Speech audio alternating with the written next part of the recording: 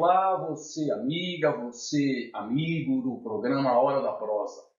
Estamos aqui para mais um episódio, desta vez com um rapaz que ele é militante político, ele é cantor, músico, é escritor, poeta, acabou de lançar um livro que a gente vai comentar daqui a pouco. Então, para se apresentar para todas vocês, Geraldo Magela, diga quem é você. Bom dia a todos e todas, bom dia Jerônimo, agradeço o convite aqui para fazer essa prosa aqui, e é muito bem-vindo essa conversa. Bem, eu me chamo Geraldo Magela Teixeira, sou natural de Minas Gerais, Nova Lima, uma cidade de mineração de ouro, diamantes, e migrei para São Paulo logo após o golpe de 64, que acho que tem a ver com o êxodo rural do meu pai, que veio para as grandes capitais, viemos para São Paulo. Morei no Jabaquara, a partir de 67 até 90, onde eu estudei na escola pública, ainda era na época do regime militar, e tinha alguns aspectos bons, outros não tão bons, mas creio que fez inclusive a minha própria ligação com a música e com a literatura veio da chamada língua pátria, e era ministrado na época, e se tinha essa visão nacionalista mesmo do português, e isso me estimulou a escrever e depois participar de música, a gente fazia teatro na escola, então tinha uma série de coisas que acabou estimulando essa veia cultural na minha vida. Não, Magela, você falou em língua pátria. Eu me lembro que quando eu entrei na escola, no curso primário, tinha lá uma professora de língua pátria que mandava a gente fazer composição, que era uma coisa muito diferente do que essa garotada que estuda redação hoje. Eu até acho que o termo composição se adequa melhor à produção literária, né? Então, isso foi uma das pouquíssimas coisas que eu trouxe de bom da minha educação no tempo do regime militar. Eu acho que com você não foi diferente, né? Tem pouquíssimas coisas assim que a gente carrega para a nossa vida literária. Mas, Magela, você me disse que você estudou na escola pública, você veio para cá. Você veio para cá, você foi morar exatamente onde quando você veio? No Jabaquara. No Jabaquara, São Paulo. A região que seria o metrô hoje, na região mesmo. E lá nós moramos de 67, uma infância diferente do que é hoje com a comunicação de internet. Nós brincávamos na rua, então tinha que hoje a gente sabe que é uma questão de entrosamento, né? de aquela teia social, na rede social, né? Que é a respeito, as brincadeiras que a gente fazia na rua de peão, a cada época tinha uma coisa, pipa, o carrinho de rolemã, isso tudo dava uma riqueza para a gente, no sentido, as famílias se reuniam todas as tardes, final de tarde, quando brincávamos, todos sujos de poeira, porque as ruas geralmente não eram asfaltadas, era muito barro na chuva e muita poeira no verão, né? Mas era uma riqueza, não tinha tanta violência, até por causa do próprio regime, né, que tinha um certo controle, mas a gente tinha uma vida, a família era mais unida, a relação, almoçávamos todos juntos, jantávamos juntos no final de semana, né? Então era uma coisa muito, eu acho também, eu analiso como uma coisa muito engessada, né? Era uma sociedade engessada. É fruto do próprio regime, a gente não podia se manifestar. E assim foi indo a minha vida. A minha mãe é evangélica, minha mãe era da Assembleia de Deus, e aí um outro aspecto da questão musical, lá em Minas Gerais, quando eu tinha 4, 5 anos, meu tio tocava na banda, e eu via aqueles metais do trombone, e aquela escala dos instrumentos me deixavam, sabe, que mexia com a gente, né? Depois, a minha mãe sendo evangélica, e o evangélico sempre procura formar suas bandas de louvor e tal. E eu ia com a minha mãe. Minha mãe não podia sozinha ter aula com outro músico, por questões do pai, do marido e tal. Ela leva a criança junto, né? E eu via minha mãe estudando violão lá, e acabei eu aprendendo, e ela, pelas dificuldades da idade, que é natural, né? A gente tem um período legal para aprender as coisas, então a mente tenra. E eu acabei desenvolvendo essa atividade com o violão lá atrás. Isso foi mais ou menos, eu devia ter uns 10, 11 anos. E aí foi isso que e acabou frisando. Eu vi o coral, minha mãe cantava no coral, a harmonia dos corais, o contralto, o baixo e tal. Aquilo me deixava, né? Isso foi que acabou me estimulando mais ainda, então, de envolvimento com a música. E você falou, a composição. Eu escrevi uma poesia, a professora Catarina, e eu fiz uma poesia, e tinha um concurso na classe de 30 alunos, mais ou menos. Para você ter uma ideia, eu sempre fui assim. Um dia eu fiz um poema, aquela história de ganhar ou ficar em segundo lugar. Só que você competir é uma coisa saudável, né? Mesmo dentro da política e tudo. Mas aí o que acontece? A gente precisa entender que dentro dessa composição, quando houve esse concurso, e sabe o que eu fiz? Eu votei na poesia da minha amiga. Porque eu achei que a dela era mais bonita. Eu achei que a minha mesmo com 10 anos, eu achava que a minha era muito singela, infantil, e a dela tinha um pouco mais. Aí acabamos empatando. Pra você ter uma ideia. Se eu votasse em mim, você não teria ganho. Eu votei na dela. Mas isso é tudo da construção, né? Como o livro tem 50 poesias de 50 pessoas, a riqueza é esse conjunto, né? De ideias e sentimentos. Então esse teu gosto pela poesia começou bem cedo. Eu tinha uns 10 anos. Eu escrevi uma poesia bem singela, com umas 3 ou 4 estrofes, com a consonância das letras, muito infantil também, eu tinha 10 anos, não tinha vocabulário para construir. Mas essa já despertou essa vontade. Então, que os meus poemas remontam a 82, eu tenho manuscrito, o facsímile lá, em caneta ou lápis, né? No papel sulfite, né? Branco lá. E algumas poesias, uma coisa interessante, que eu nem corrigia, sabia? Porque o que acontece? Quando eu vejo um tema, eu estou aqui agora, se eu quiser escrever sobre. O cantor faz, né? O cantor faz uma leitura daquilo que ele quer falar, essas palavras já vêm. Lógico que tem questões fonéticas de cantar, eu vi isso com muitos caras da Bossa Nova, a gente demorava um mês para trocar uma palavra numa música, né? Tipo Tom Jobim e outros aí, Roberto Menescal. Então foi de toda essa construção, essa pavimentação da minha estrada de vida, né? Muito bem, Mariano, muito bem. Como é que você se tornou esse militante político que você é?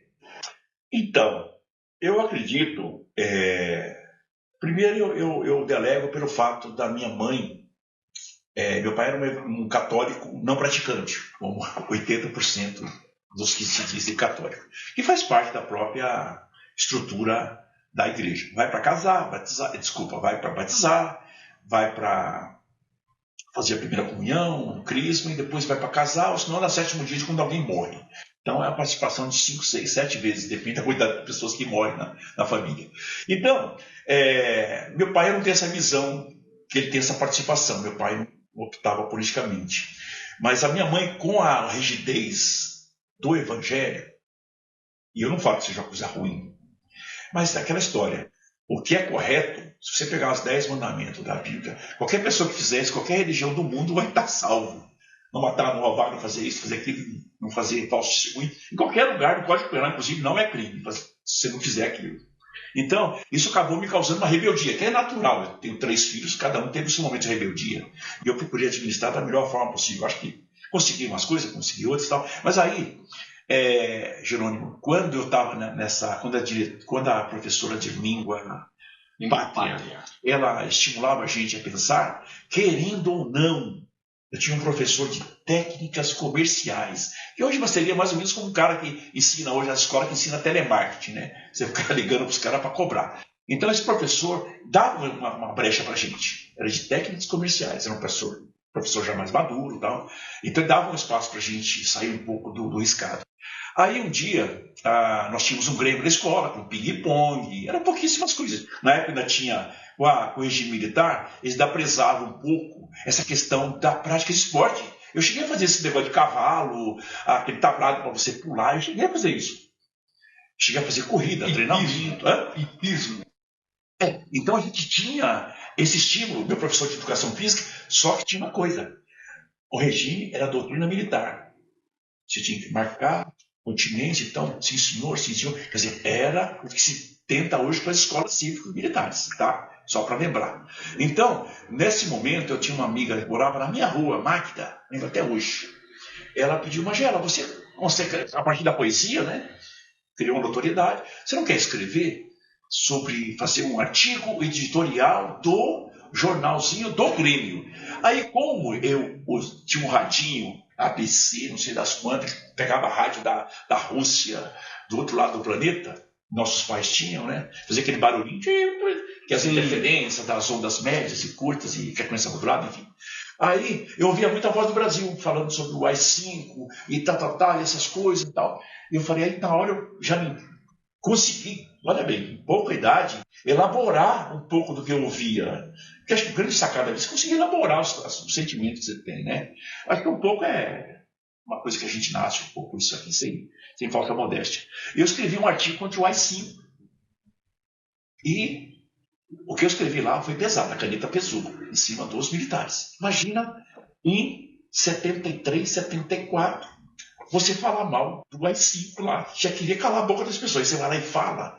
Aí, nesse instante, o inspetor da minha escola, um senhor com traços europeus, 2 metros de altura, tal, a Magda foi mostrar para ele o editorial do Jornal do Grêmio. O cara não tinha cabelo, mas ele quase arrancou os que sobraram. Meu Deus, por que vocês fazem uma coisa dessa? Escrever desses assuntos, vocês não podem. Então, para encerrar a história, foram pegos lá 500 folhas, unidades, foram queimadas atrás do colégio como se fosse a Inquisição da Idade Média, enfim, foi queimado e aquilo foi sepultado. Aí eu pensei, puxa, aqui tem um terreno minado, mas não sabia realmente o que eu estava mexendo. Então nenhum professor falou para mim virar comunista. Só me deu a possibilidade de enxergar o mundo, fazer a leitura, que é o que a escola se propõe. Né? Foi nesse sentido que eu comecei a fazer essa atividade. Aí depois fui para a cultura com o teatro. Na própria escola nós fazíamos teatro. Lembro que nós tínhamos uma peça chamada Triparcial, o Jerônimo. Eu falava de 3 casais, um triângulo amoroso. Imagina você falar de triângulo amoroso na ditadura, onde a música do Odair José, Pare de Tomar Pílula, foi censurada. Então, já estava nesse caminho da rebeldia. Ok, muito bem. Daí, então, da sua rebeldia de jovem à sua atuação política, foi um passo, né? O caminho estava dado já, né? Certo. Como é que você se tornou militante de um partido político? Olha, eu me lembro um fato, nossa, que alegria, eu estou até, a Cleusa, a Benedita Cleusa, uma militante, pessoa, você podia entrevistar, uma pessoa maravilhosa, ela pediu para eu escrever um texto, eu falei isso para ela, puxa, eu nem sabia que você tinha feito essas coisas, e eu não falei nem 10% do que eu falei ali. E falei só do editorial da escola lá, ela falou, que bacana, tá? Aí, quando eu fui 12, 13, 14 anos, que a rebeldia vem, né? E aí você quer sair da caixinha. Você quer sair da caixinha. Eu lembro que meu pai comprava umas roupas para mim, aquelas pantalonas boca de sino, tal, xadrez, com todas as cores que existem no naipe da década de 70. E eu já falava, isso não é para mim, né? Entendeu? Isso não é para mim. Então, um dia eu cortei o cabelo Pigmalião 70, né? Tinha uma novela, tinha um cabelo tipo Chitãozinho Chororó. Meu pai me viu assim, uns 15, 20 metros, só falou assim, volta lá e termina o que você foi fazer no cabeleireiro. No barbeiro, né? Cabeleireiro era de mulher. Macho ia no barbeiro. Aí eu tinha que voltar, porque se eu for lá, eu ia tomar uns cachinhos de papo no pé da orelha.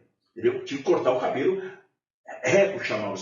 Tipo, acho que os nazistas de 1930. É um cabelo americano. Sabe? Porque tinha um cabelo de militar mesmo. Não era para era para ter todo mundo ser igual, né? Entendeu? Aí fiz lá, falei, nossa, mãe, né? E aí um dia, passou um tempo, cheguei com o violão em casa. Novamente ele me viu com o violão, quase que eu tomando outros catinipá por causa do violão. Porque naquele tempo era o tempo o violonista era vagabundo, era boêmio, cachaceiro, e não deixa de ser verdade, né? Porque os caras não tinham espaço, o cara queria ser músico, queria fazer arte. Ele não queria apertar parafuso lá, né? Como dizia o Chaplin no Tempos Modernos, né? Sim. Ele falou, não quero apertar parafuso, quero pegar um violão, como o Geraldo Vandré, construir uma coisa. Mas era tipo coisa de vagabundo. Como a mulher era coisa de, né? Quem era da vida, né? Com as próprias grandes divas aí as cantoras do rádio. Isso, tipo tudo, né? Mas da vida. Isso, da vida fácil. Então, Isso foi se construindo e tal. Eu procurei de um amigo nosso, o Homero, um grande amigo meu, infelizmente hoje ele se levantou para o bolsonarismo, infelizmente.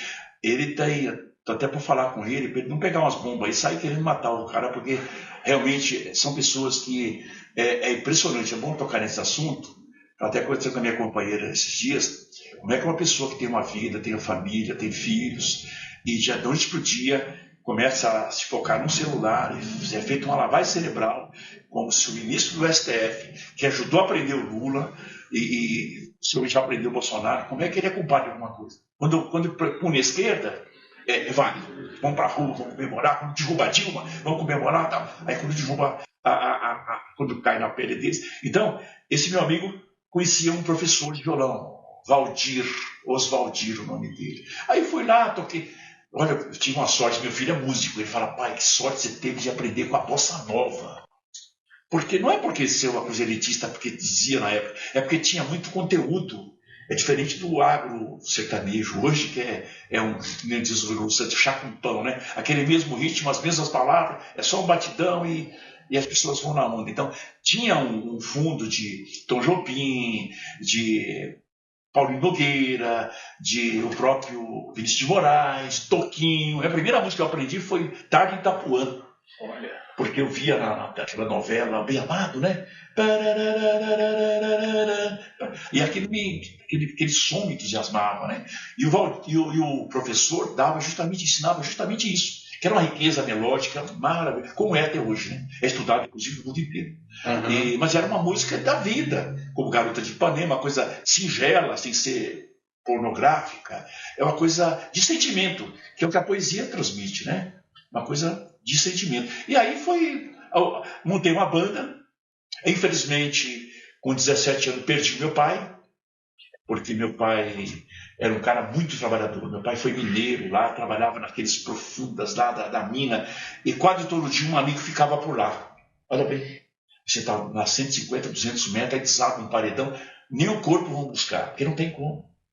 Desaba um paredão lá de 5 mil toneladas. Então, é um sobrevivente. Veio para São Paulo, trabalhou naquele negócio de pintar a parede lá a 50, 100 metros de altura, que é o girava, um balancinho. Então, meu pai era um cara corajoso. Só que ele tinha 5 filhos na época, né? Minha mãe não trabalhava, dava conta de tudo. Nós não passávamos dificuldade.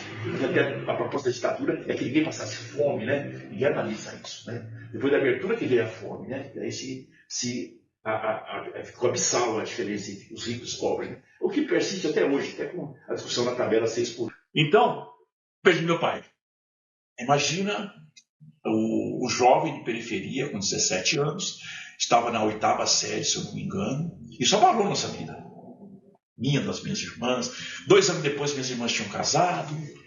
Eu quase me arrumei um casamento meio empurrado, goela abaixo, eu escapei. Não por não querer casar, mas não era o momento, né? Não tinha. Eu costumava pensar, puxa, que eu não tiver uma casa, eu não vou casar. Quem quer casa, quem quer casar, quer casa, né? Então, eu sempre tive essa visão. Como eu falei para meus filhos, falei, se você ter uma companheira, ter uma casa, você precisa, no mínimo, conseguir comprar o próprio café, comprar o próprio almoço, ter um teto para morar. Não dá, né? A gente vê já a molecada engravidando com 12, 13, 14 anos, e, enfim, são criando criança. E aí criou outro caminho, após o luto do meu pai, que foi muito difícil. Meu pai deixou a gente numa condição financeira razoável, mas o fanatismo religioso da minha mãe falou mais alto. E aí acabou exacerbando a minha rebeldia. Que acabou desaguando para a política, por quê? Porque tinha eleição, eu já estava apto a votar depois de 18 anos, eu não votava. Era Arena, MDB, tinha um título parecendo uma coisa de vacina, um papel cartão, que devia ser um meio ofício aberto, assim, eu não votava. As pessoas me falavam, você não vai, eu não estou contemplado na minha, olha, 18 anos, um cara completamente assim, não tinha visão de mundo. Mas eu falei, isso aí não me contempla. Aí um dia passou um Xavier, meu nome eu não lembro, porque o pessoal usava o sobrenome por causa da perseguição política. Então era Castro, no seu caso era Almeida, o meu seria Teixeira, o Júnior, sei lá. Uhum. E aí ele falou assim, passou na porta da minha casa, em 1980, 79, aqui nós estamos aqui em busca de terra, trabalho e liberdade. Eu falei, opa, na hora que eu vi aquele slogan, Eu falei, é isso que eu quero. Terra que quer. Tanto é no campo quanto é na cidade a casa. A liberdade é a liberdade de você fazer. E trabalho, né?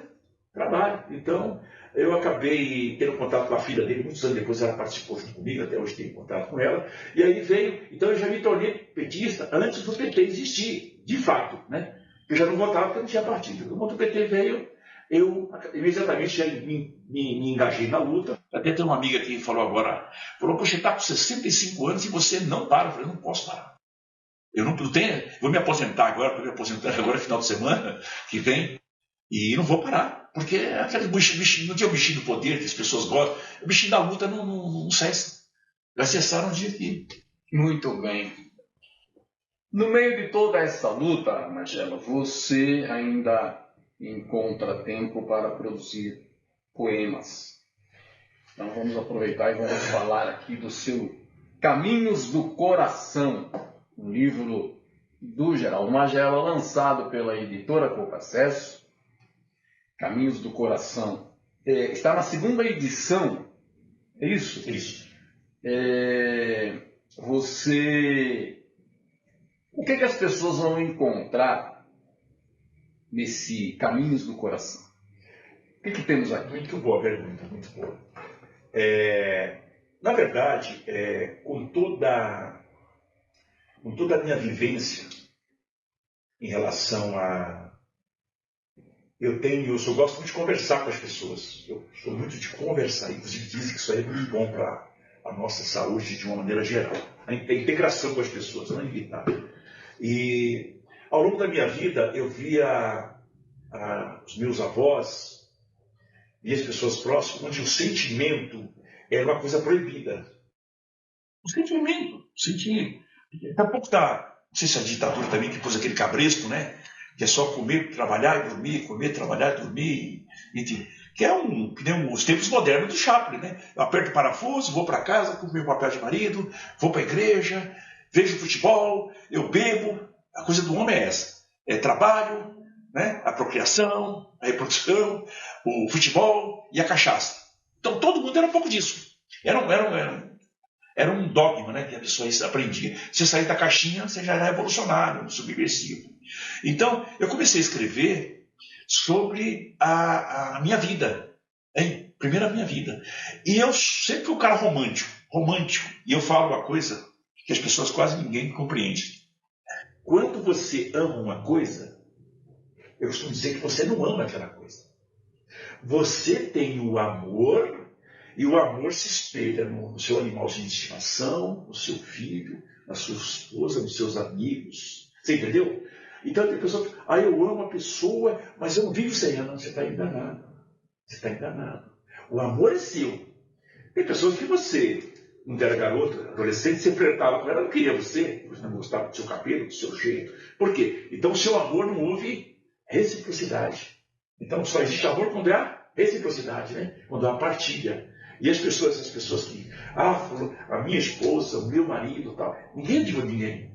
Mas a gente aprende que a gente gosta daquilo e aquilo acabou. Não é assim. Entendeu? Então você tem que... Eu fui construindo essas narrativas em relação ao que acontecia, né? Por exemplo, um poema da minha cidade: saudade dessas montanhas de Nova Lima, Minas Gerais. De tanto ouro, diamantes, agregou valor à minha vida. A minha cidade tinha ouro, tinha diamantes. Mas se você for lá, tem lugar que você para olhar. Como Minas Gerais tem, toda aquela topografia e tal. Então, isso é coisa que, se você estiver lá preocupado em beber, ver o futebol, você não presta atenção. E a maioria não presta atenção. Entendeu? Porque a arte tem esse papel de sanidade até, né? Esse cidadão que foi lá para o Congresso, possivelmente acho que ele nunca leu um livro, se leu, não é? É como fazer bomba, não é? É como tratar bem as pessoas, né? Então, o livro é um autobiográfico dos meus sentimentos ao longo dessa minha trajetória. Esse livro, para você ter uma ideia, começou a ser escrito em 86. Quando foi a primeira edição, tinha se passado apenas uns 30 anos, eu acho. Porque foi 18, 30 faria em 2016. Foi em 2018. 32 anos. 32 anos. E tem pessoas que escrevem e nem conseguem publicar. Por isso eu quero colocar a importância da Pouco Acesso em relação a... Eles falam, o slogan é muito, muito feliz, desengavetando sonhos. Aqueles papel sulfite lá, escrito a lápis, que hoje está apagadinho, aquele sonho ficou lá, germinando numa gaveta de várias casas, de várias cidades. Ele passou por várias malas, por várias mudanças, e estava lá. E está até hoje lá guardado. Entendeu? Eu ia passar para ele. Então, foi um pouco da questão autobiográfica, da questão do sentimento, da questão da visão que meu pai tinha de mundo, que lhe ensinaram, né? Aí costumo dizer, cada filho que a gente tem é um recado para o futuro, no sentido que, filho, avança um pouco mais, né? Tenta avançar. Então, nesse sentido, o livro é um pouco dos meus sentimentos ao longo de como eu vi a vida. E tem alguns agora as mais atuais, que é a leitura política. E se eu tiver tempo, você falou, como é que eu consigo? Na correria da sobrevivência, do dia a dia do trabalho, é muito difícil. Mas agora que eu estou me aposentando, eu vou ficar um período parado, eu quero ver se eu retomo. Aí eu vou fazer um livro mais assim, estilo Mayakovsky, uma poesias mais ácidas, para falar de por que esses Franças aí, os tios França da vida existem. E como é que eles poderiam ter sido. Eles foram, como diz, tem um senhor amigo que falava assim, eles foram tolhidos lá atrás, né? Foram neutralizados seus sentimentos. Eles não puderam ser o pai, o cidadão. Por quê?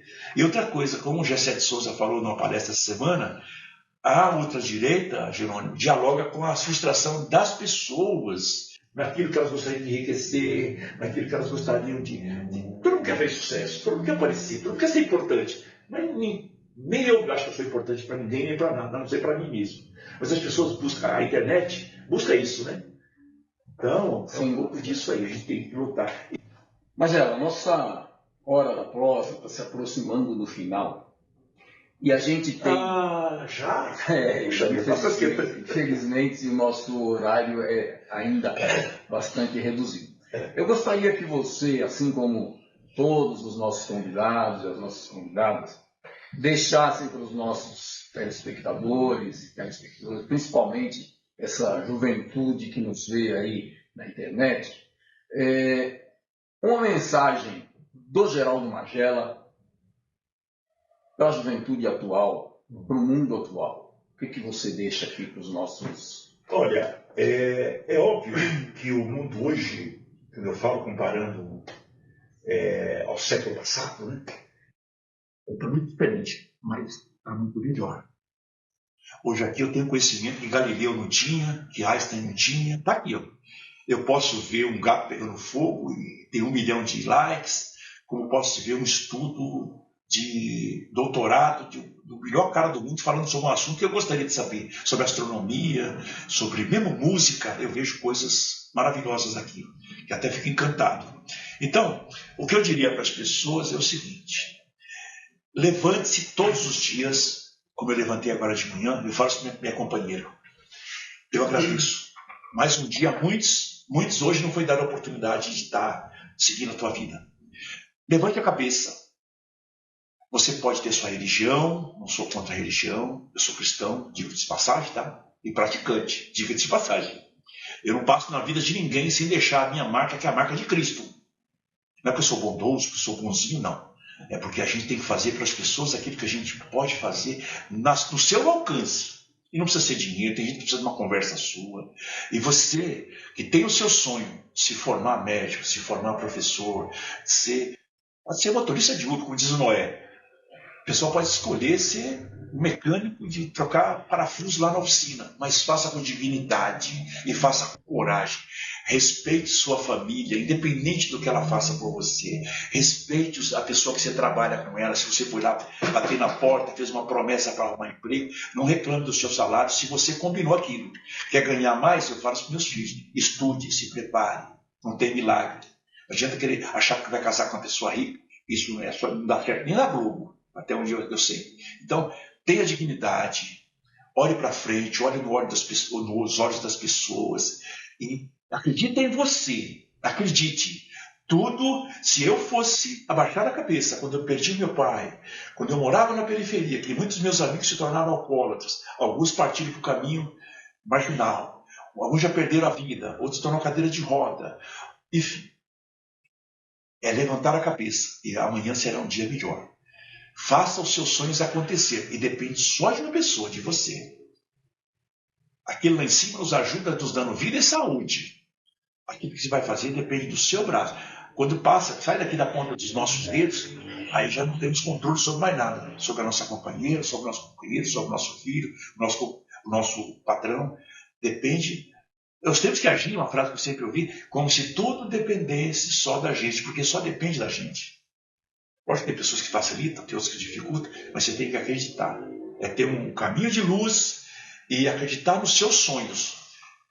Militar na sua área de atuação e ser o melhor profissional. Eu, modéstia à parte, tudo que eu fiz na minha vida, eu já fui gari. Eu fiz tudo que eu podia, dava 14 quilômetros correndo. Por quê? Até quando eu fiz terapia, meu terapeuta falou. Depois você acabou colocando o bicho no lugar certo. Né? Não pode, nós temos que fazer sempre aquilo que é bom para nós. O Geraldo também tem uma trajetória, desde a fábrica até hoje, quase praticamente tem uma cooperativa de instrução cultural, é um intelectual, vários livros escritos, porque ele acreditou. Se ele fosse pegar a bagagem que ele pegou lá atrás dos pais, ele não avançaria. Então a nossa obrigação é avançar. Não importa, os nossos pais só nos deram aquilo que eles tinham de melhor. Se não foi o melhor, é outra questão. Cabe a nós, ao termos filhos, ou a exercermos nossa profissão, fazermos melhor. E só assim vamos contribuir para um mundo melhor, que é o objetivo de quase todos nós. Com coragem, com determinação e outra coisa, sem preguiça. Muito bem, Geraldo Magela. Agradeço demais a sua presença aqui no nosso Hora da Prosa. Foi um prazer enorme conversar com você. Prazer todo mundo. E para os nossos telespectadores, nossas telespectadoras, fica aqui aquele abraço e a gente volta na próxima semana com mais um Hora da Prosa. Até lá. Até mais. Agradeço aí. Espaço.